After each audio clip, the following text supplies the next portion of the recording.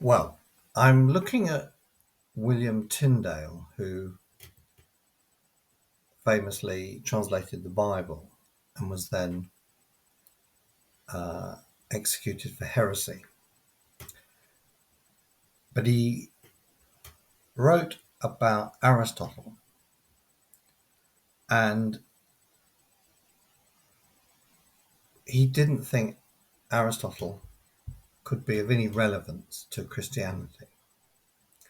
The spirit of Aristotle's ethics, he actually mentions them specifically, does not understand the speaking of God. And he's very influenced by Paul's first letter to the Corinthians, chapter 1, where we get the famous sentence, I will destroy the wisdom of the wise. And the world did not know God by means of Sophia, wisdom. And for knowing God, you have to rely on the power of God, not on human wisdom.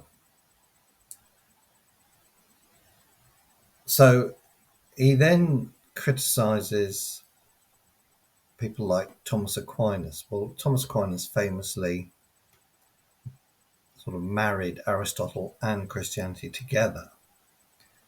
But he has a right go at him. He says um, he addresses an imaginary opponent.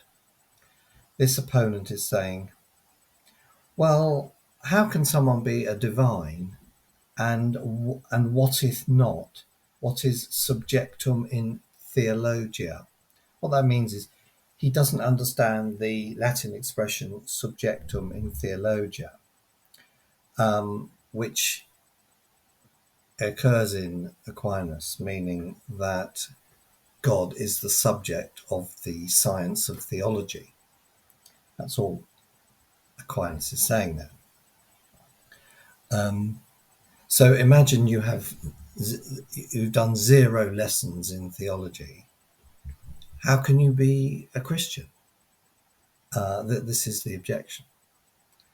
And he gives a robust answer.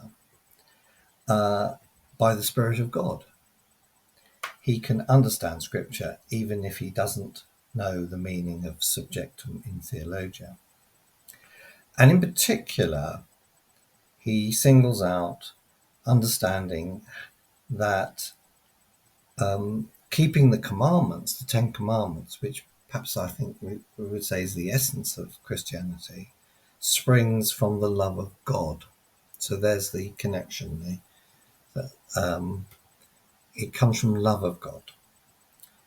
And then he says Aristotle would deny this.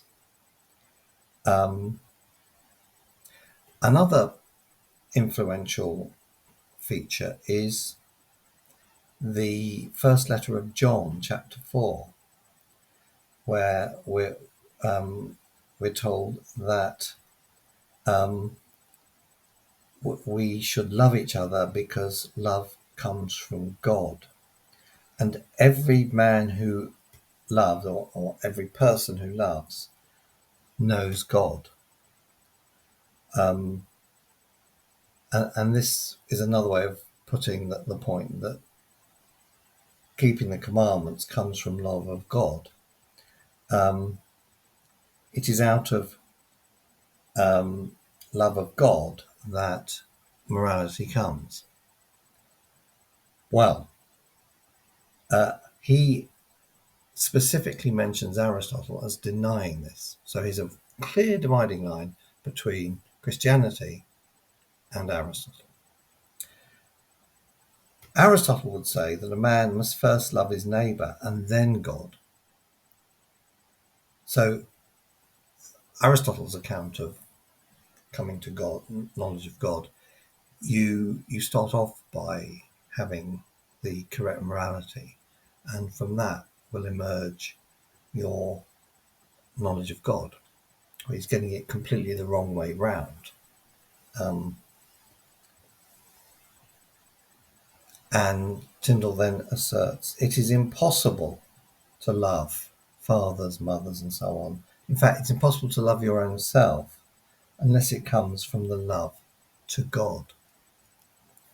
So, love of God is central. And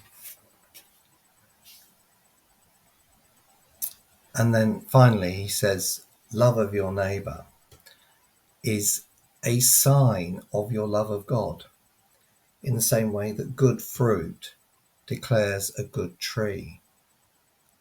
And love of your neighbour accompanies and follows your love of God as heat does to fire. Now, given all that, if that's the real relationship between Aristotelianism and Christianity, then someone like Walter Hatch, who is determined that Aristotle is absolutely essential reading for people studying morality, but also that he is totally compliant with Christian Anglicanism, have got some explaining to do, you would think. And I think this is why the summum bonum, which is introduced as the subject of the whole treatise, the Ethics, is so important, because the summum bonum turns out to be our desire for the good, which is another way of saying our love of God. And it's because Hatch can see that the summum bonum penetrates every human being in the world that he can reconcile Aristotelianism with Christianity.